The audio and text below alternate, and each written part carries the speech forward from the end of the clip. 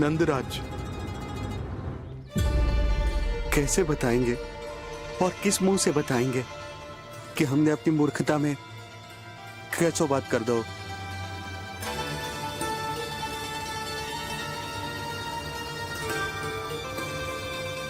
भानु, बजरंगी, क्या हुआ?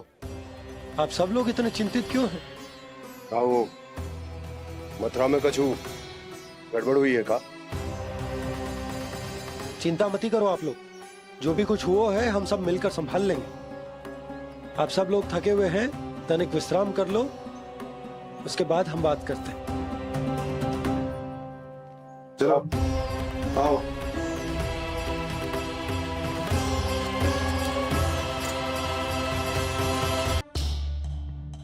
ये लीजिए, जल ग्रहण कीजिए।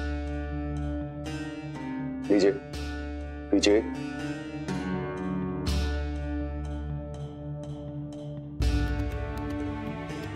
भानु, थक गए होगे, जल पी लो।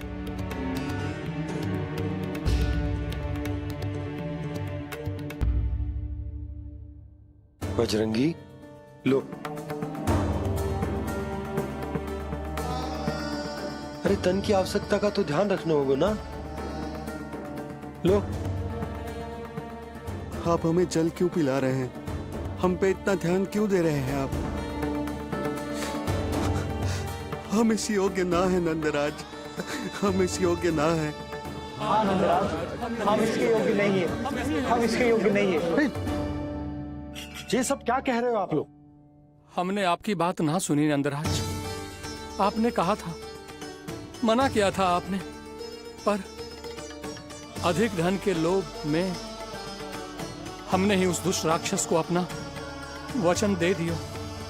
पर मथुरा जाके पता चलो कि ये सारा षड्यंत्र उस व्यापारी का ना था। उसने तो बस उस अत्याचारी कंस के कहने पे ये सब किया। इसका अर्थ है कि जे कोई साधारण छल न था, जे सोची समझी योजना थी आप सभी लोगों को फंसाने की। इसका अर्थ ये है कि इसके पीछे कोई ना कोई कारण अवश्य हो। कारण को तो पतो ना है, पर कंस ने हम सबको मुक्त करने को एक प्रस्ताव रखो है। प्रस्ताव? कैसो प्रस्ताव भानु, बताओ। भानु, यदि तुम ना बताओगे तो मैं सहायता कैसे करूंगा? उसने कहा है कि वो हमारे निःशुल्क व्यापार की व्यवस्था को समाप्त कर देगा यदि विनती करने के लिए आप उसके दरबार में जाओ तो। वो भी क्या? वो भी गानों को साथ लेके, वो भी गानों को साथ लेके, वो भी गानों को साथ लेके।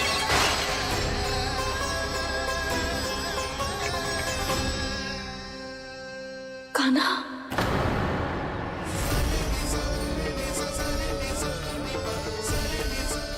पहले ठीक और अब जे कुछ गड़बड़ तो अवश्य।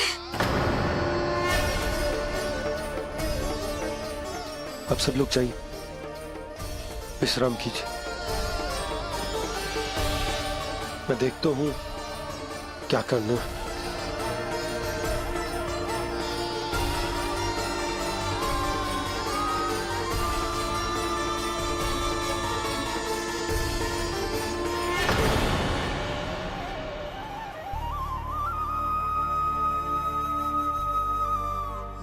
भैया, मैंने इन सबसे कह तो दी कि मैं देखता हूं क्या करना है, पर मैं क्या करूंगा? एक और मेरी प्रजा है, दूसरी ओर मेरा लल्ला। मैं लल्ला को कैसे लेकर जाऊं मैं उस अत्याचारी कंस के पास? जिसने रानी देवी के ऊपर इतने अत्याचार किए, जिसने अपने बहन के बच्चों तक को नहीं छोड़ा, वो तो अत्याचारी नहीं नंद, राक्षस है, राक्षस। और ऐसे राक्षस के पास अपने कान्हा को ले जाना तो दूर, हम उसकी परछाई तक अपने कान्हा पर नहीं पड़ने देंगे। और हमारे पास उपाय ही क्या है भैया? गोपियों ने कितने सपने संजोए होंगे अपने सुनहरे भविष्य के लिए, और जब उन्हें सच्चाई का पता चलेगा तो क्या बीतेगी उनके हृदय पर। जैसी ये बात गोपियों को पता चलेगी, बहू तक ये बात पहुंचने में अधिक समय न लगेगा। और नारायण ही जाने उसके बाद बहू के मन पर क्या बीतेगी। कहीं वो फिर से खड़े निर्णय न ले ले। बड़ा निर्णय तो आज मुझे लेना होगा भैया। मुझे जो निर्धारित करना होगा कि यशोदा को कंस के बारे में क्या क्या बताना है और कैसे बताना है।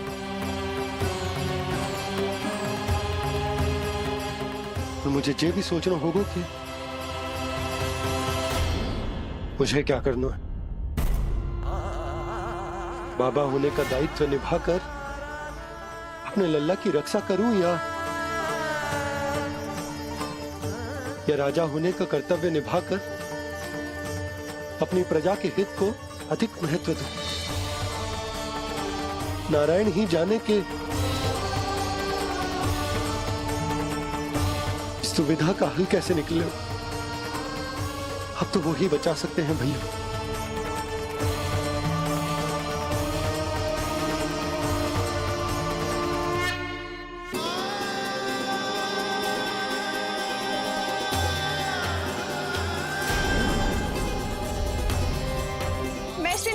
साक्षी मानकर जब प्रण लेती हूँ कि आज से जितना भी दूध दही माखन मैं बनाऊंगी वो केवल आपको ही दूंगी।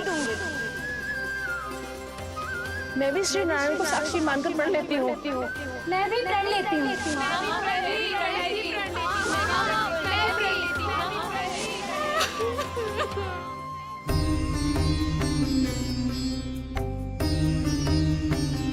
अब बुरा मानने या चिंता करने से कछु लाभ ना होगा। परिस्थिति कैसी भी हो, चिंतित होना समाधान ना हो तो समाधान तो चिंतन करने से ही मिलता है। जब यह आभास हो जाए वह भूल हुई है तो उसे मान के सीख लेनी चाहिए।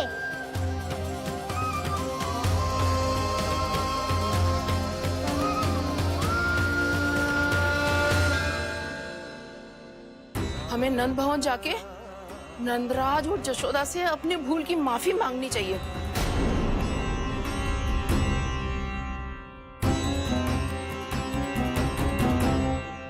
इससे पहले कि कोई और जाके कछु कहे, मुझे स्वयं ही यशोदा को सब कुछ बताना होगा।